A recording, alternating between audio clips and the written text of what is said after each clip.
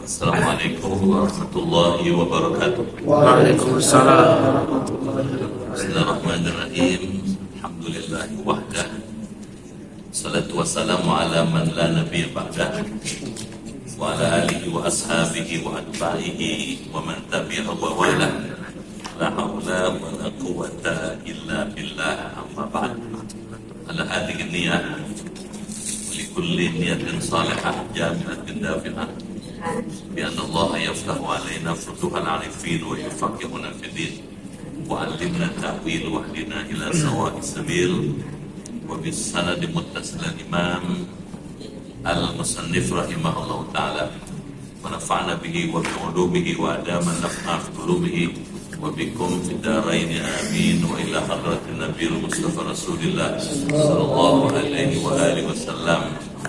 الفاتحة.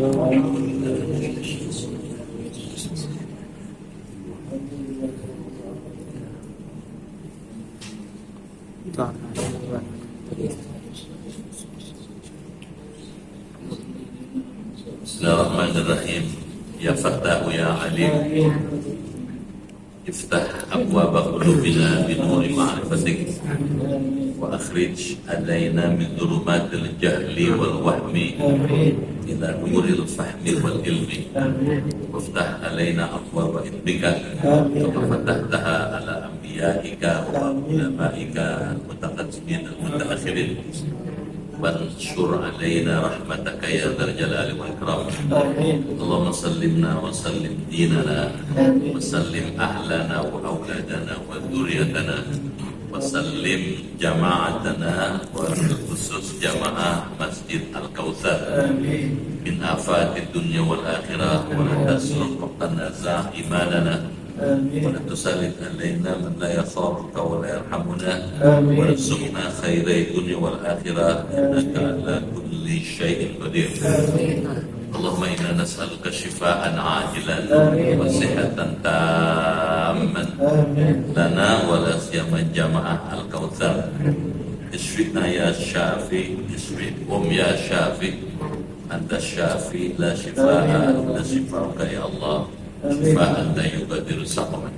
Rabbana atina fid dunya hasanah wa fil akhirati hasanah wa qina adzabannar. Alhamdulillahi rabbil alamin.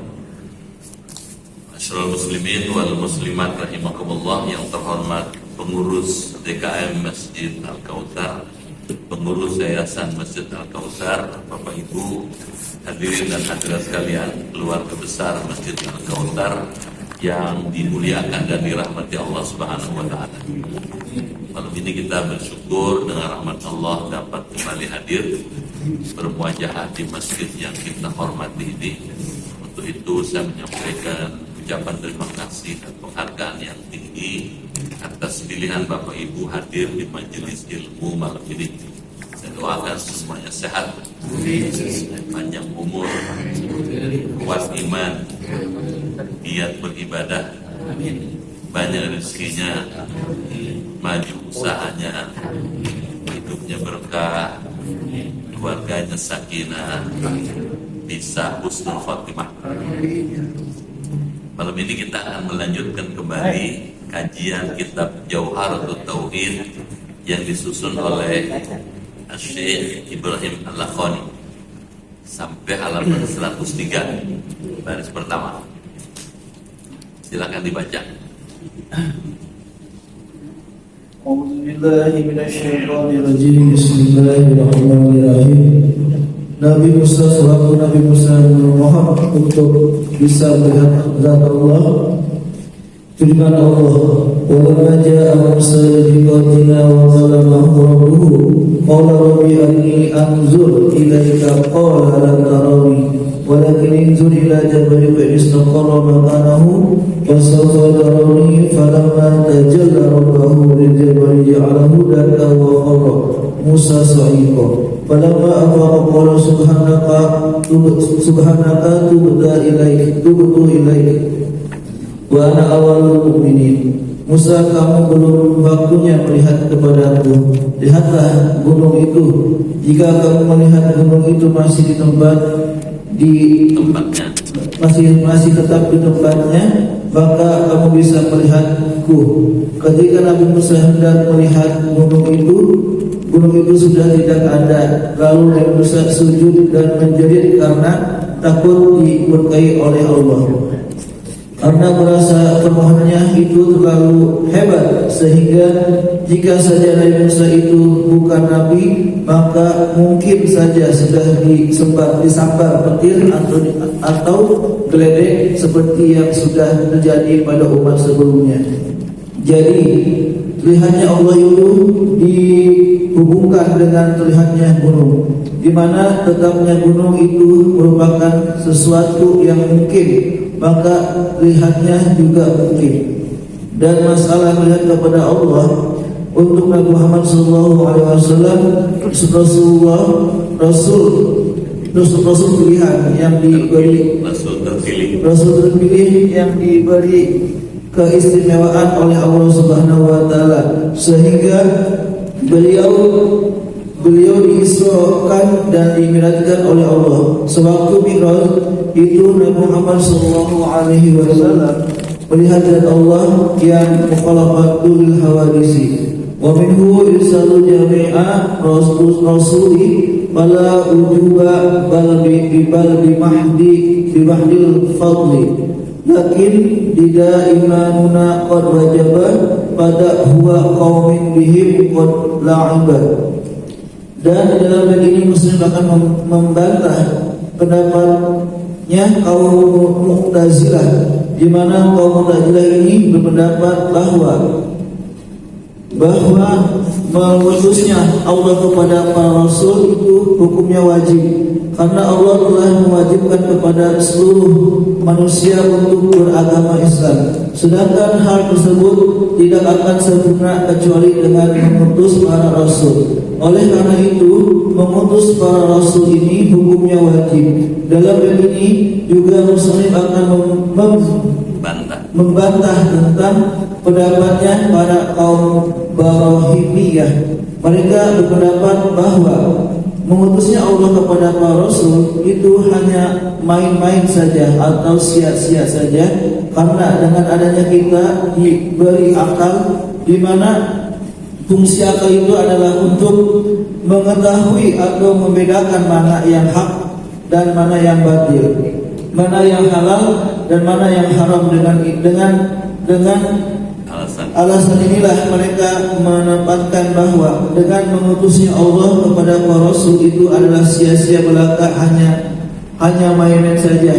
Muslim berkata, wa minhu yusalu, artinya dengan mengutusnya Allah kepada para rasul itu merupakan sebagian dari yang jaiz boleh. Sampai situ ya.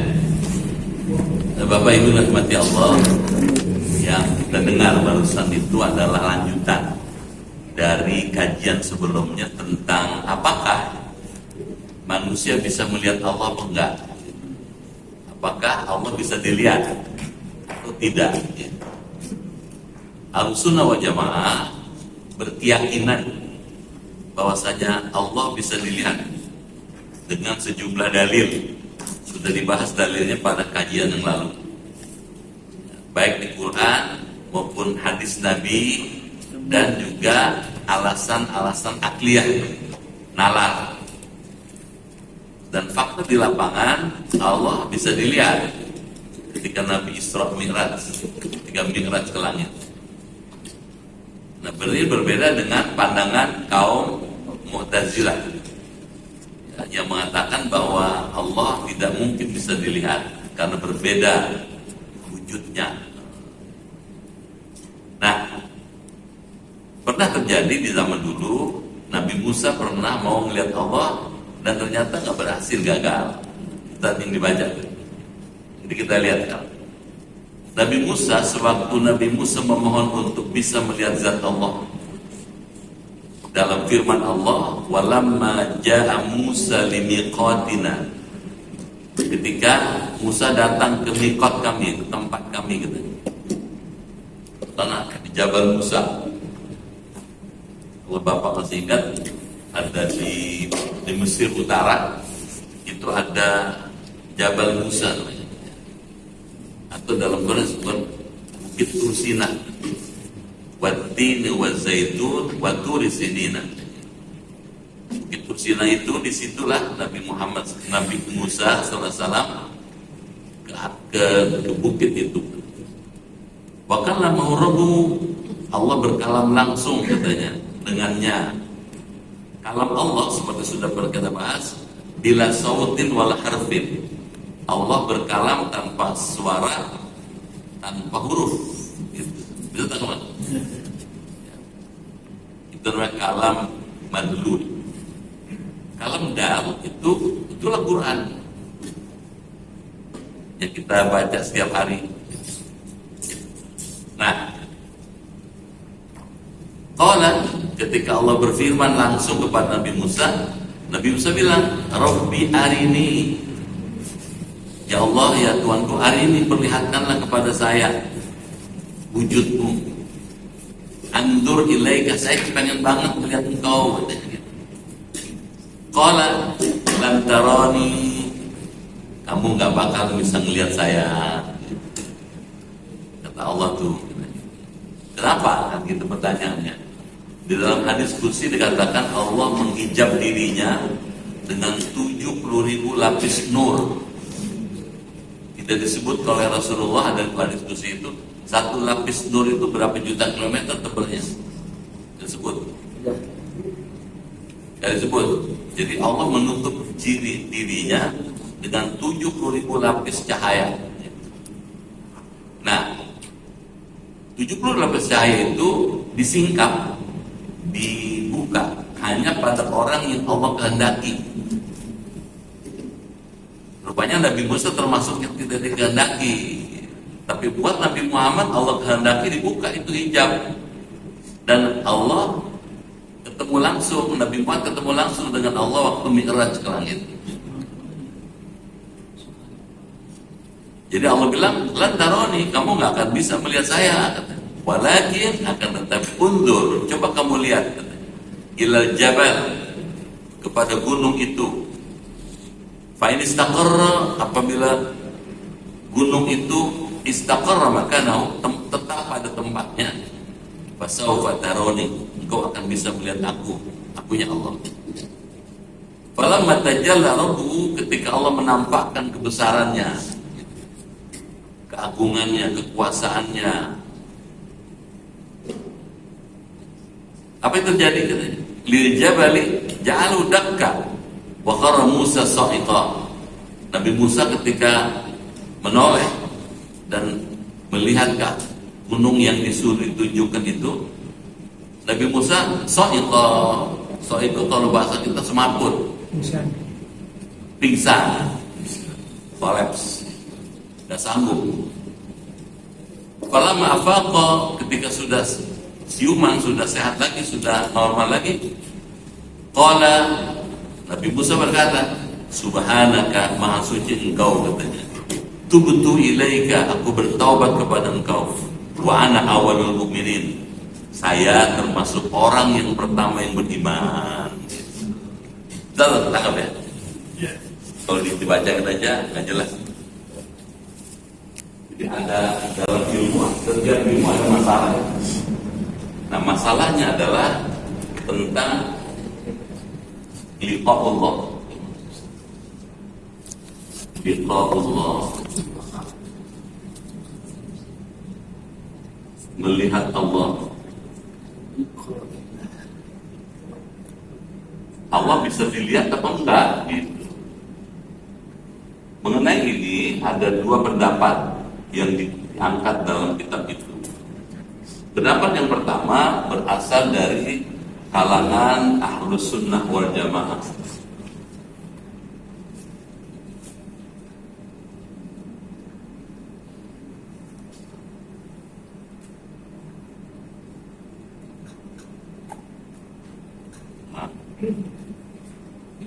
Ahlus Sunnah wal Jamaah. Ada wal jamaahnya. Karena ada yang ngaku Ahlus Sunnah doang, apa wal jamaah dia? Benar ya? Iya. Jelas. Sunnah wal jamaah.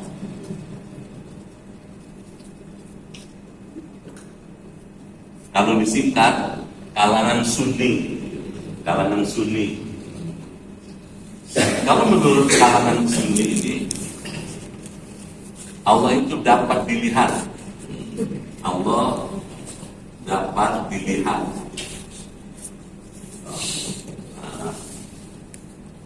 Ini keyakinannya. Dapat dilihat, mana alasannya? Gitu. Mana dalilnya? Dalilnya berdasarkan Quran. Dalil nakli. Apa misalnya? Dalam surah Al-Qiyamah, ada kan? Wujuhu yawma idzin nadhirah ila rabbiha nadhirah. Pada hari kiamat, katanya, banyak orang yang wajahnya berseri-seri. Kalau bahasa sekarang sumringah. Kenapa? Ila rabbiha nadhirah, karena bisa memandang Tuhannya.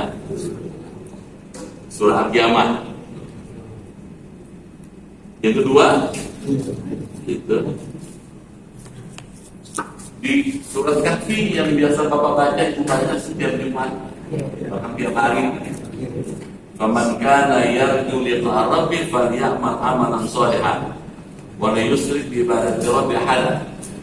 Barang siapa yang berharap berjumpa dengan Tuhannya, hendaklah dia memperbanyak amal soleh dan tidak sekali-kali mensekutukan Allah dengan sesuatu apapun. Berdasarkan alasan ayat itu, Allah bisa dilihat menurut dalil nakli.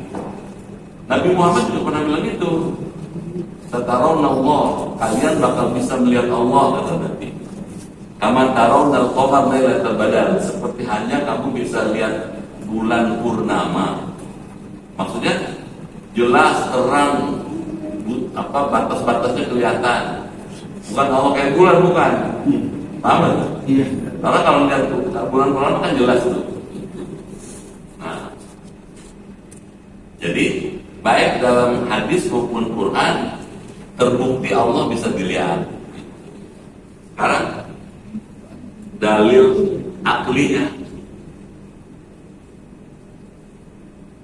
Dalil akli itu dalil yang berdasarkan akal, nalar. Sesuatu yang maujud, yang ada bisa dilihat. Apa tulis? Ada kan? Diam aja. Tidak ada. Kecapean nyobrol kan?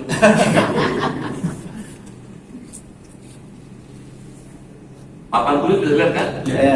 Jadi ini maujud. Allah juga maujud. Karena Allah maujud, sama dengan papan tulis bisa lihat, maka Allah juga bisa dilihat. Jadi karena alasan-alasan ini, yakin kalangan Ahlussunnah wal Jamaah kan Allah bisa dilihat. Gitu. Ada fakta sejarah, ada fakta historis.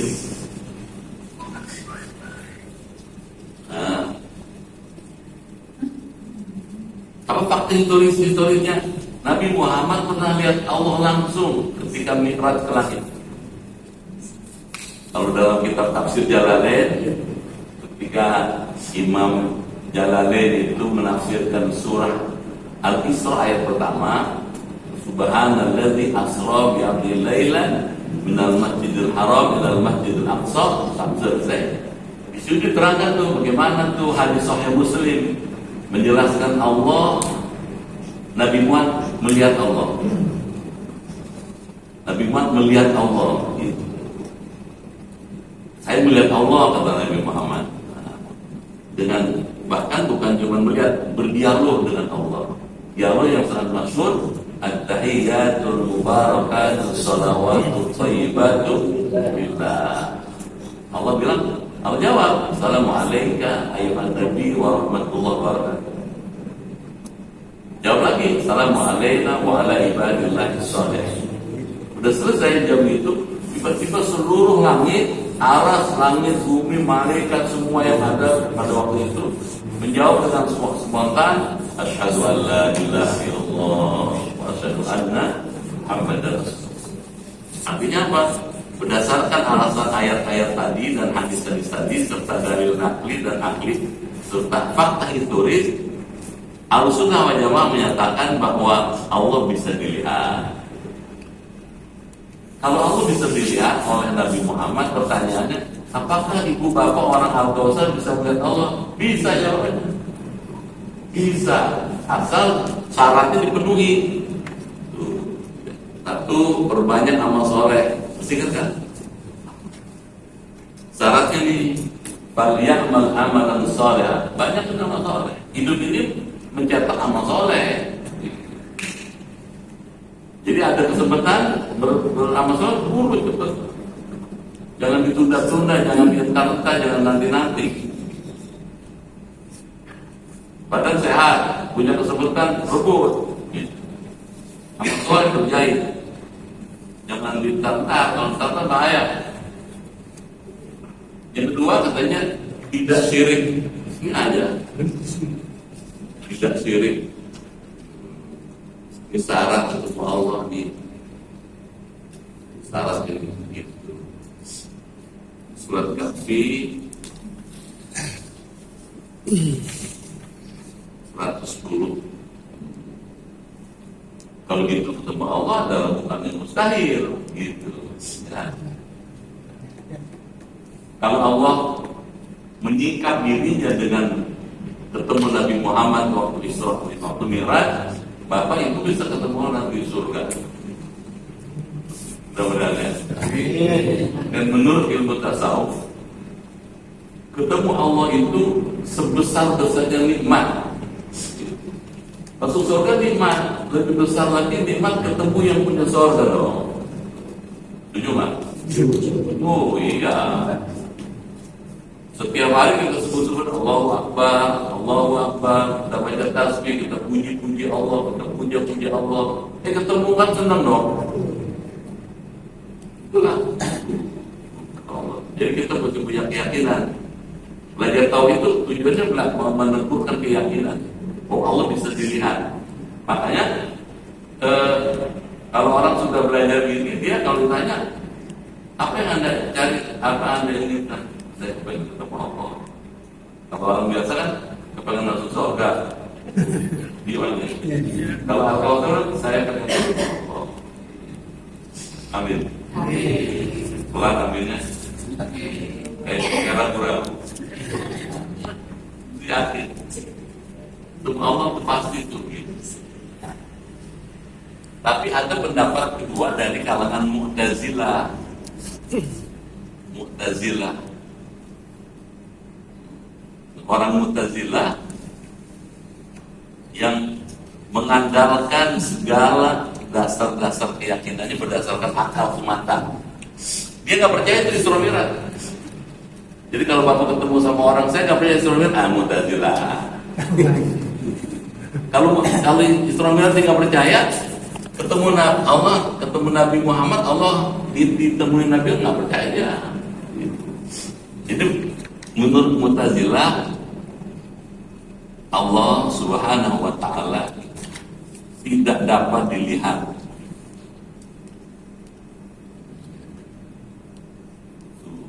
Beda tuh. Yang itu bilang dapat, mungkin tidak dapat dilihat. Kalau yang ini memotivasi kita untuk berusaha bagaimana sedapat mungkin bisa melihat Allah.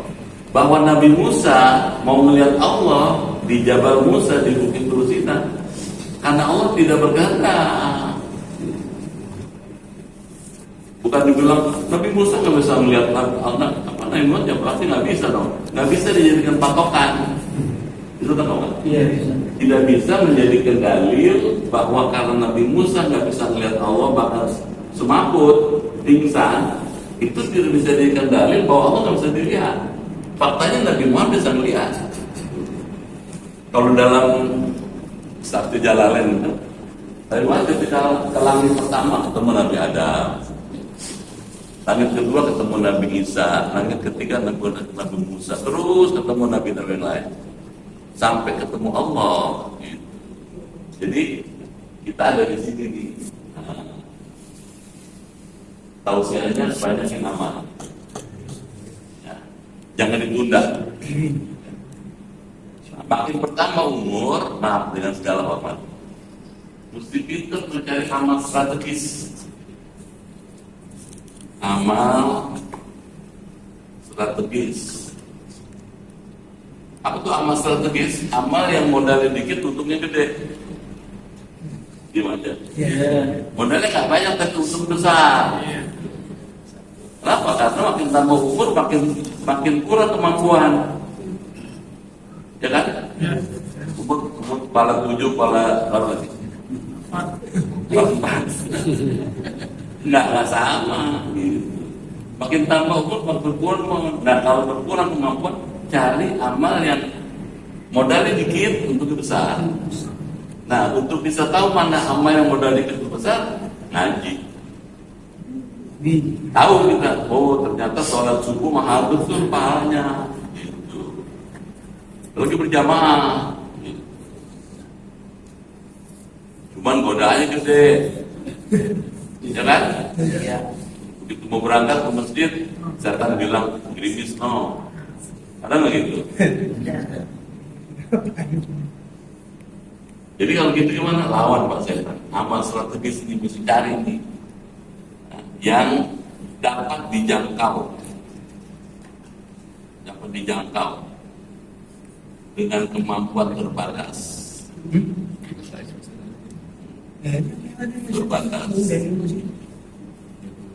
Cari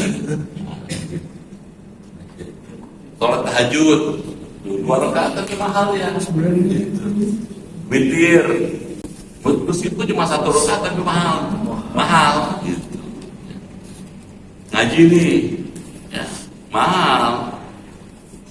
1 jam bapak ngaji, ibu ngaji 1000 rakaat. Kalau 1 hari kita sholat 17 rakaat kan, 5 kali kan 17 rakaat. Jadi kalau 1000 rakaat dia pakai 17 berapa? Berapa hari tuh? Kalau tiap minggu kita ngaji 1000 rakaat, jadi kali berapa? Jadi umur ritual kita, umur ibadah kita lebih banyak dibandingkan umur nyatanya. Gitu. Jadi mesti cerdas, Pak. Jangan untung nih, rebut. Gitu. Kita lanjut ya.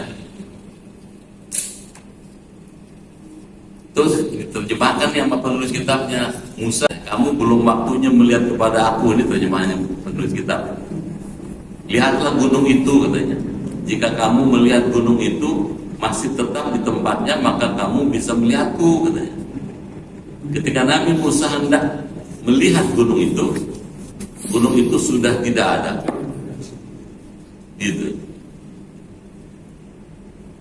Falamma, katanya, tajalla rabbuhu lil jabali ja'alahu dakka.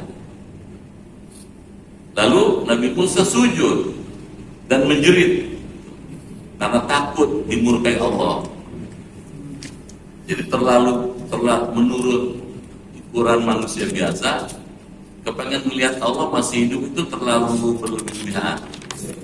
Nabi Musa takut dimurkai Allah, sujud sambil berteriak karena merasa permohonannya itu terlalu hebat. Sehingga jika saja Nabi Musa itu bukan Nabi, maka mungkin saja sudah disambar petir atau geledek seperti yang sudah terjadi pada umat sebelumnya. Sudah ada pernah terjadi orang zaman dulu itu disambar petir karena berlebih-lebihan. Masih ingat kan? Umat Nabi Musa tuh. Musa katanya, kami nggak akan percaya sama kamu kalau kamu belum bisa memperlihatkan seperti apa Allah. Disambar geledek. Jadi terlihatnya Allah itu dihubungkan dengan terlihatnya gunung, di mana tetapnya gunung itu merupakan sesuatu yang mungkin, gitu. Maka terlihatnya juga mungkin, gitu. Dengan pakai pendekatan nalar. Kalau melihat gunung itu mungkin, maka melihat Allah juga mungkin dong. Bisa tahu nggak? Yeah. Meja apa di papan tulis? Kan tadi saya bilang papan tulis sesuatu yang mewujud, yang ada. Bapak bisa lihat papan tulis? Nah, bisa. Allah juga mewujud, sama-sama mewujud. Kalau begitu, kalau papan tulis bisa dilihat, Allah juga bisa dilihat. Itu pakai menggunakan nalar. Gitu. dalam prakteknya tidak semua orang dikasih kesempatan untuk melihat Allah. Itu kenapa Allah tidak menghendaki untuk Nabi Musa, tapi untuk Nabi Muhammad Allah punya iradah, punya kehendak. Kok beda? Itu hanya haknya Allah dong. Iya dong. Allah mau bedain, ada Musa, ada Nabi Muhammad. Gitu. Dan masalah melihat kepada Allah untuk Nabi Muhammad SAW, Rasul terpilih yang diberi keistimewaan oleh Allah SWT, sehingga beliau di-Isra dan di-Mi'rajkan oleh Allah. Ada Al-Isra wal Mi'raj.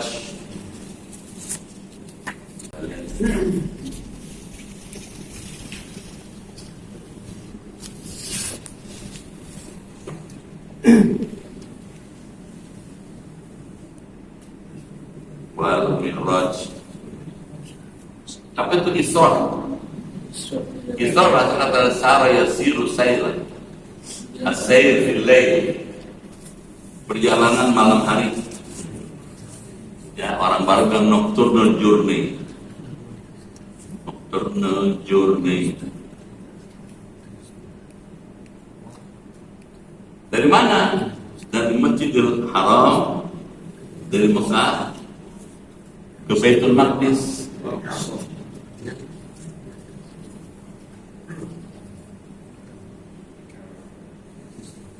Ini jaraknya tuh menurut hitung-hitungan lebih dari 1000 km. 1235 km.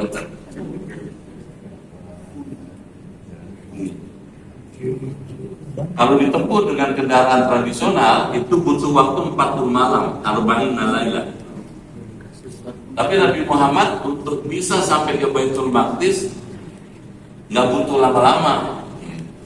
Dalam tempo yang singkat bisa sampai di Baitul Maqdis. Itu pun mampir ke beberapa titik. Titik yang pertama rest area ya.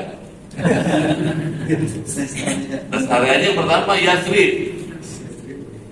Yathrib itu begitu sampai di Yathrib, Nabi tanya, Jibril ini tempat apa nih? Kita singgah di mana nih? Gitu. Kata malaikat Jibril, inilah tempat nanti kamu akan hijrah ke sini, dan di sini kau akan meninggal, dimakamkan di sini.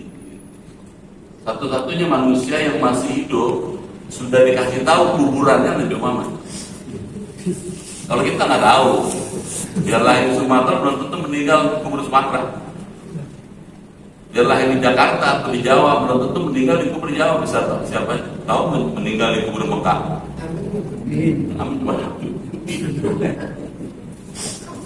Tapi yang tahu Allah.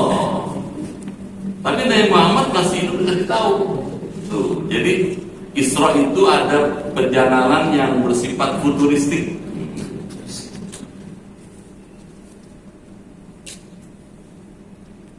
Tapi juga ada nilai historiknya.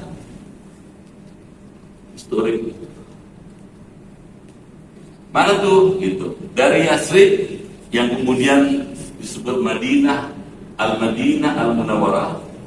Nabi Muhammad diberangkatkan ke tempat yang kedua, itu ke Tursina. Mana dari Tursina? Bukit Tursina. Sampai di Bukit Tursina, Nabi tanya, tempat apa ini Jibril? Ini tempat dulu saudara Musa mendapatkan Taurat. Jadi Nabi Muhammad dikasih tahu, sudah pernah ada Nabi sebelum kamu yang memperjuangkan Islam, namanya Musa. Sudah ada kitab suci namanya Taurat turun di sini. Dari situ Nabi Muhammad diberangkatkan lagi ke tempatnya ketiga, ke Baitul Laham. Orang baru bilang ke Baitul Laham. Sampai di Baitul Laham Nabi Muhammad tanya, tempat apa ini Jibril? Itulah tempat di mana dulu saudara Isa dilahirkan di sini. Ada orientasi historik. Sudah pernah ada Nabi namanya Isa lahir di situ dan dapat kitab Injil. Dari situ Nabi Muhammad diberangkatkan ke Baitul Maqdis. Jadi perjalanan ini kaya dengan wawasan, wawasan historik dan futuristik. Ini belum mi'raj belum. Nah dari sini Nabi Muhammad urut ila sama, naik ke langit, ascension naik ke langit, urut ila sama. Nah sebelumnya sholat dulu Nabi memimpin para nabi. Nah ketika naik ke langit inilah Nabi ketemu Allah, berjumpa dengan Allah. Itu fakta historis, gak bisa dibantah. Nah kalau Nabi Muhammad ketemu Allah dan berdialog dengan kalimat yang sangat masyhur tadi, at-tahiyatul mubarakatuh shalawatut thayyibatul lillah, kita diberikan kesempatan yang sama mengucapkan tahiyat itu ketika sholat. Makanya kata Nabi, as-sholatu mi'rajul mu'min, sholat itu mi'raj orang beriman gitu. Karena memang mi'raj beneran. Kalau kita mi'raj melalui sholat, dengan sholat kita mi'raj itu kepada Allah. Itu sebabnya orang kalau sholat diusahakan agar ketika sholat pikiran, hati, jiwa, raganya mi'raj ke langit. Nah supaya kayak begitu ya mesti dilatih gitu. Kalau nggak dilatih bisa sholatnya di Masjid Al-Kautsar, pikirannya ada di Pasar Joglo dong. Ada di pasar apa dulu? Pasar Baru ya? Mayoran. Sini. Lampu hijau kalau Impres. orangnya di masjid tapi pikirannya di luar. Sudah tidak sinkron namanya. Sewaktu Mi'raj itulah Nabi Muhammad SAW melihat zat Allah. Tanya. Terus jangan ditanya kayak apa Allah, karena nggak bisa dijawab, nggak bisa dimisalkan, nggak ada misalnya. Itu kalau bahasa kampung orang tunggale, bahasa apa tuh? Nggak ada samanya, nggak ada yang sama dengan Allah. Kalau dibilang Allah kayak cahaya ciptaan Allah, nggak mungkin Allah sama dengan cahaya. Kalau Allah kayak suara, nggak mungkin Allah suara, karena suara itu ciptaan Allah. Jadi nggak ada yang sama. Makanya dalam hadis Muslim dalam kitab perjalanan itu nggak diceritain kayak apa. Yang pasti Allah, Nabi Muhammad ketemu Allah, melihat Allah, ra'aitullah, saya melihat Allah, gitu. Yakin itu. Jelas ya? Habis itu. Nah sekarang pindah tema. Wa minhu, dan tetap ya, sebagian irsalu jami'ir rusul, dari yang jaiz itu adalah memutusnya semua rasul. Jadi apa hukumnya, apa sifat Allah tentang mengutus para rasul itu, dari mulai Nabi Adam sampai Nabi Muhammad? Hukumnya jaiz, boleh-boleh aja Allah utus gitu. Fala wujuba bal bimahdil fadl, maka katanya mengutus rasul itu bukan merupakan kewajiban, melainkan karena karunia yang murni, yang tulus, yang tulen dari Allah. Katanya, buat apa Allah mengutus rasul? Gitu. Supaya manusia bisa mengerti agama yang disampaikan para rasul. Bisa tak ya? Jadi Allah nih memang buruk sih, nggak boleh tutup aja. Allah Subhanahu wa ta'ala dengan sifatnya yang Rahman Rahim telah menciptakan makhluk. Salah satu makhluk manusia. Nah, supaya manusia diciptakan oleh selamat gitu, Allah mengutus para rasul. Diutus rasul-rasul. Ngapain diutus rasul-rasul? Ya, untuk mengajarkan begini loh caranya kalau mau selamat, begini caranya kalau mau hidup aman, begini caranya kalau kepengen hidup dapat berkah. Nah, ini jadi diutusnya rasul itu adalah karena karunia Allah. Itu kalau Ahlussunnah. Kalau Mu'tazilah bilang Allah wajib mengutus Rasul. Coba. Dengan wajib-wajibin aja dia. Karena pakai akal kalau ini.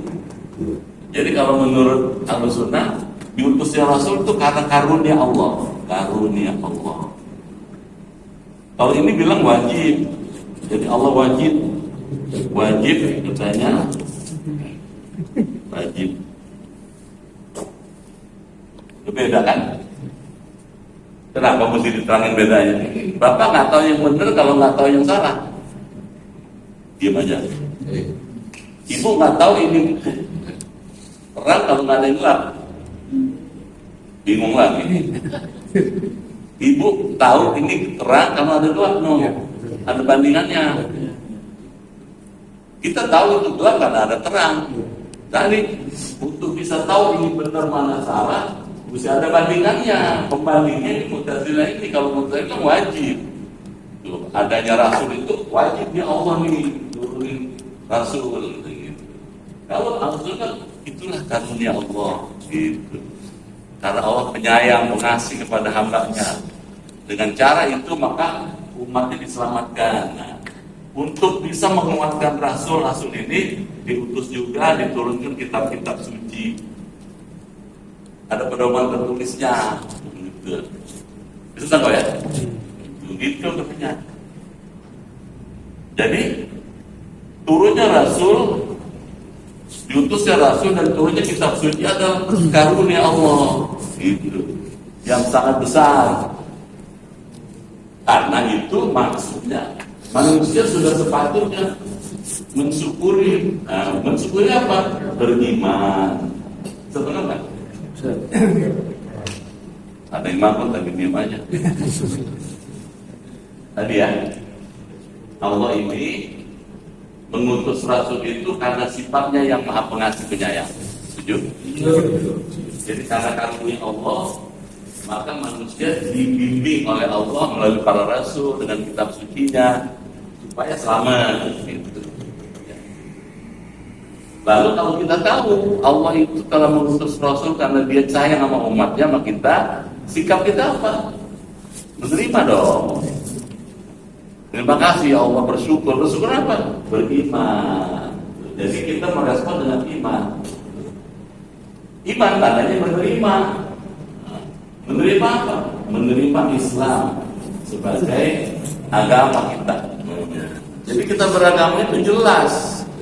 Kenapa kita mesti beragama Islam? Sebagai wujud penerimaan kita bahwa Allah itu benar. Sebagai pengakuan bahwa itu memang Allah Maha Pengasih Penyayang. Jelas ya? Yes. Ngomong-ngomong udah pada minum belum? Ibu udah minum belum? Mundur ya.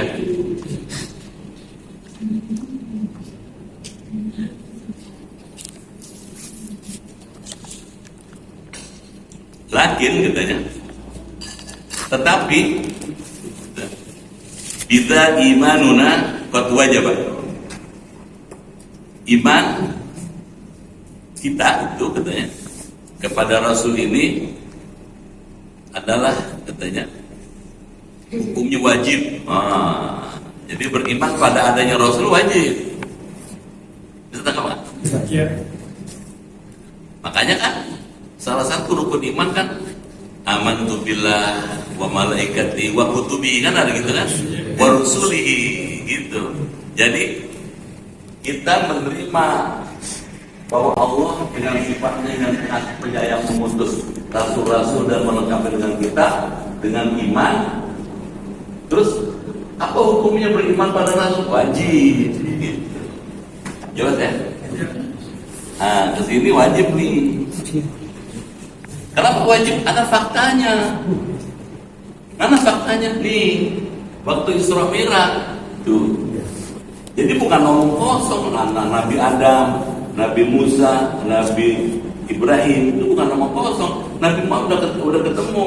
Gitu. Jadi peristiwa Isra ini, Mi'raj ini bukan sekedar cerita, tapi ingin menunjukkan bahwa memang ada Rasul itu dan Nabi ketemu langsung dengan Rasul itu.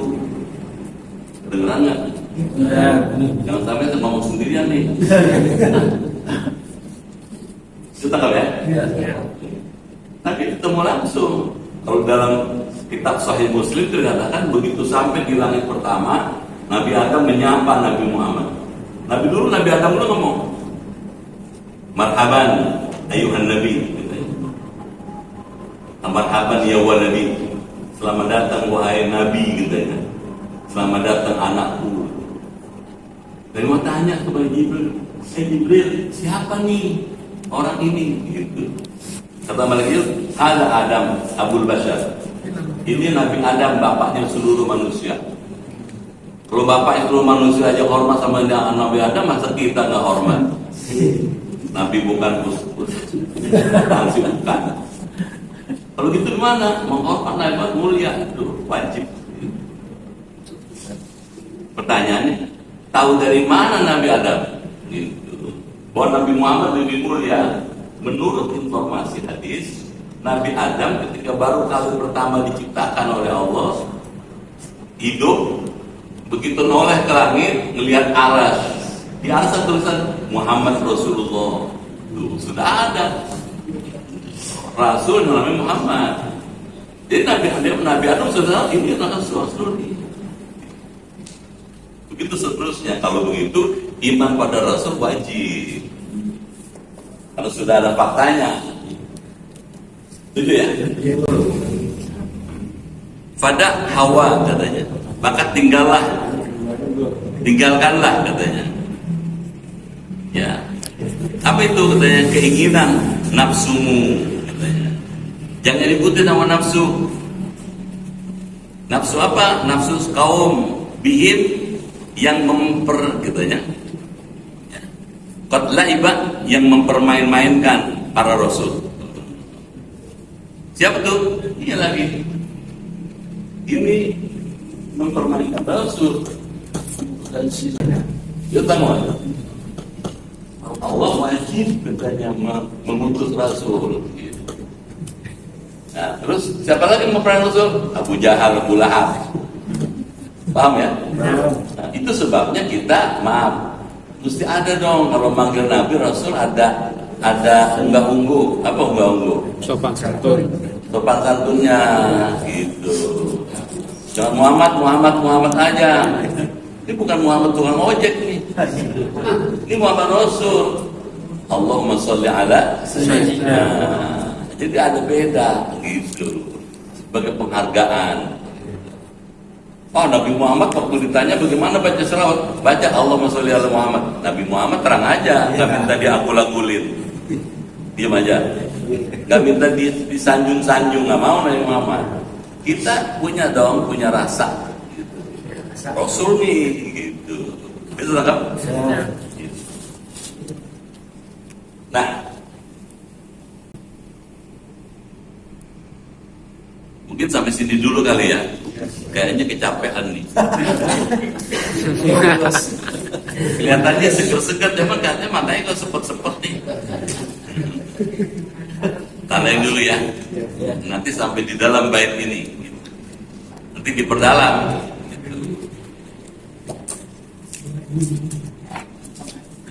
Ya. Mohon informasi bahwa Nabi Isa kan belum meninggal, belum wafat, masih diangkat ke atas langit. Apakah pada waktu Isra Mi'raj itu Nabi Muhammad ketemu Nabi Isa dan juga Nabi Khidir yang katanya dan juga belum meninggal? Dalam hadis Sahih Muslim itu dikatakan Nabi Muhammad ketemu Nabi Isa ketika di langit yang kedua. Begitu naik langit kedua itu ya Nabi Isa menyapa Nabi, marhaban ya ayuhan Nabi, marhaban ya sadiqi, selamat datang wahai Nabi, selamat datang saudaraku, katanya gitu. Ketemu Nabi Isa, artinya Nabi Isa masih ada, Nabi Idris masih ada, masih hidup, masih jegrek. Kita tahu ya, gitu. Itu fakta, gitu. Makanya Isra Mi'raj itu meneguhkan akidah, memantapkan keyakinan. Gitu. ketemu. Terus pertanyaannya, waktu di Baitul Maqdis, itu di Baitul Maqdis di Al-Aqsa, Nabi Muhammad kan memimpin sholat, dimakmumi oleh seluruh Nabi dan Rasul. Kalau dihitung kan, seluruh Nabi ada 124.000, Rasul 313. Pertanyaannya, bagaimana sholat dipimpin orang begitu banyak? Jawabannya kenapa susah? Sekarang Bapak kan bisa Zoom meeting. Diam aja. Zoom meeting itu orangnya, wajahnya ada. Itu. Orangnya ada sana, ada yang di Bogor, di Surabaya, di Medan, di Bandung, di Makassar. Buat Allah bukan soalnya. Kalau Zoom meeting bisa, apalagi Allah menghadirkan Nabi Rasul itu bisa aja buat Allah. Jadi masih hidup, Pak? Masih yakin hidup? Masih. Ketemu Nabi Nuh, ketemu.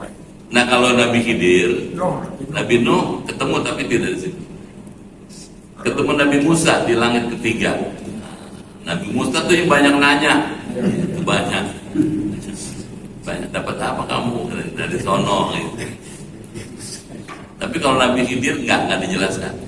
Nah itu Nabi Khidir itu debatable, diperdebatkan. Sebagian ulama tasawuf mengatakan masih hidup. Kenapa? Karena dalam banyak momentum para ulama pernah ketemu Nabi Khidir wujudnya gitu. Pernah ketemu dalam mimpi gitu. Maka menurut para ulama ahli tasawuf, Nabi Khidir diyakini masih hidup dan bisa ditemui kapan saja dengan izin Allah. Tapi pendapat yang kedua yang lebih rasional. Yang rasional mengatakan bahwa sebagai manusia Nabi Khidir tunduk pada aturan Allah bahwa setiap manusia mesti mati. Kullu nafsin dha'iqatul maut. Kecuali Nabi Idris, Nabi Isa. Maka pendapat kedua Nabi Khidir telah wafat.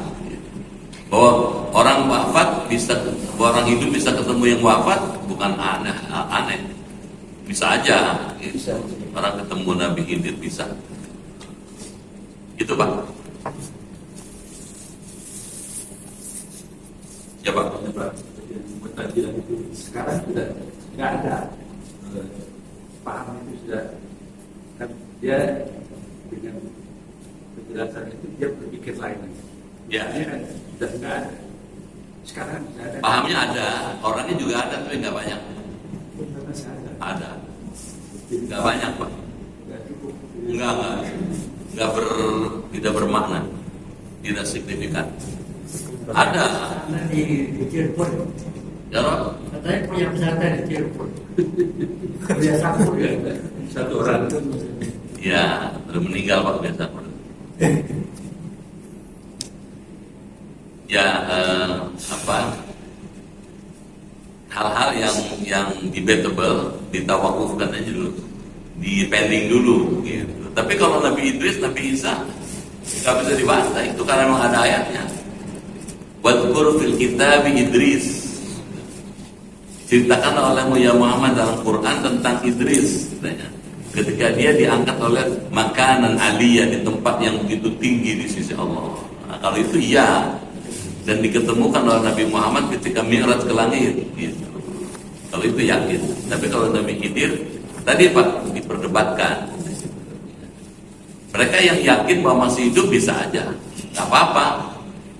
Karena saya pernah lihat kata ulama, saya pernah ketemu gitu. Ya sudah, kalau begitu diterusin keyakinannya itu gitu. Mereka bilang yang pakai akal sehat nggak mungkin orang hidup pasti mati gitu. Nah, pasti sudah meninggal Nabi Khidir. Bahwa meskipun sudah meninggal masih bisa ditemukan dalam bentuk mimpi. Bukan soal yang aneh. Kita juga sekarang bisa ketemu orang tua yang sudah wafat kan? Pernah nggak? Pernah ketemu ibu kita yang sudah wafat, pernah ayah kita yang sudah wafat dalam mimpi. Bukan soal yang aneh. Gitu ya. Ibu mau nanya. Sekarang ini full tim ya, sampai nggak muat tuh mejanya. Penuh ya. Nanti kalau perlu ibu ajak lagi main. Kalau nggak muat nanti kita pasangin lagi mejanya ya. Iya. Gak apa-apa Kang Aep, mesti beli roti banyak kan gak apa-apa. Gak apa-apa. Setelah itu Ustaz, apakah Syiah itu karena Mu'tazilah atau ahli sunnah? Dia gini Pak, kata Rasulullah, iftaraqatil yahud illa ihda wa sab'ina firqah. Yahudi itu terbelah menjadi 71 golongan. Yahudi. Wa Nasara, sedangkan Nasrani terpecah terbagi menjadi 72 golongan. Terus saya bilang, sataftariku ummati, sedangkan umatku akan terbelah-belah, terpisah-pisah menjadi 30 wa sab'ina firqah, 73 golongan. Terus dalam hadisnya dikatakan kulluhum finnar, semuanya bakalan masuk ke dalam nar illa wahidah, kecuali satu. Ditanya, yang satu yang mana ya Rasul? Gitu. Ma ana alaihi wa ashabi. Apa yang saya kerjakan ditiru oleh mereka, Ahlus Sunnah namanya. Wa ashabi, dan yang dilakukan oleh sahabat tuh yang 4 gitu. Diikuti mereka wal jamaah. Jadi dari 73 itu yang selama satu, Ahlus Sunnah wal Jamaah. Siapa tuh? Orang Al-Kausar. Jangan ragu. Makanya doanya supaya masuk surga. Jangan ragu-ragu tuh. Ya, ada yang Ahlus Sunnah doang, nggak mau wal Jamaah, dia nggak mau dia. Beda lagi. Gitu. Paham ya? Iya, paham banget. Kalau kita Ahlus Sunnah wal Jamaah. Kalau yang Ahlus Sunnah doang nggak mau tuh ngakuin, misalnya sholat tarawih berjamaah nggak mau dia.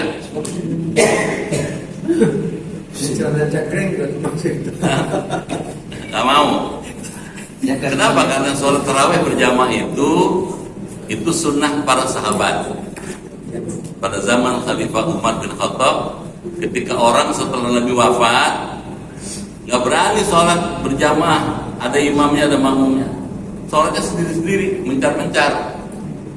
Tuh, sholat di masjid, cuman nggak ada yang boleh jadi imam.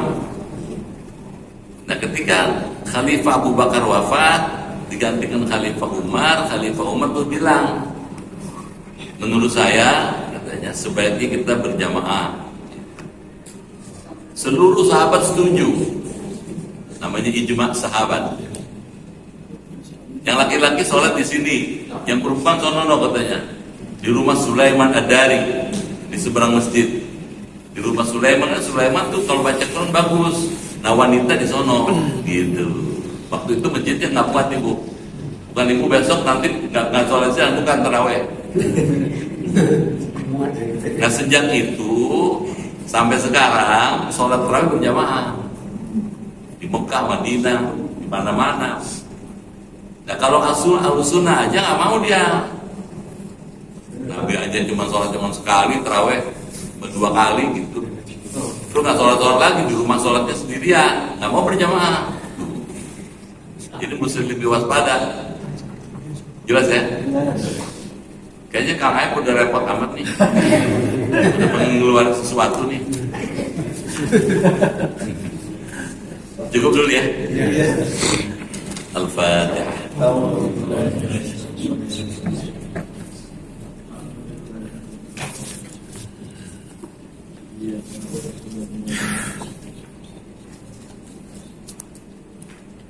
Bismillahirrahmanirrahim. Allahumma bihaqqil Qur'an wa bi kalamikal qadim wa bi Muhammadin khatamin nabiyyin wa bi haqqi ummil Qur'an allimna al-Qur'an wa faqihna fid din wa 'allimna at-ta'wil wa hdina ila sawa'is sabil. Allahumma inna nas'aluka imanan kamilan wa yaqinan sadiqan wa rizqan wasi'an wa qalban khashi'an wa lisanan dhakiran wa badanan sabiran wal afwa indal hisab wa najata minan nar. Allahumma khtim lana bi husnil khatimah wa la tahtim alaina bis su'il khatimah. Rabbana atina fid dunya hasanah fil akhirati hasanah wa qina adzabannar. Walhamdulillahi rabbil alamin. Sekian, lebih kurang mohon maaf. Terima kasih. Assalamualaikum warahmatullahi wabarakatuh. Waalaikumsalam warahmatullahi wabarakatuh.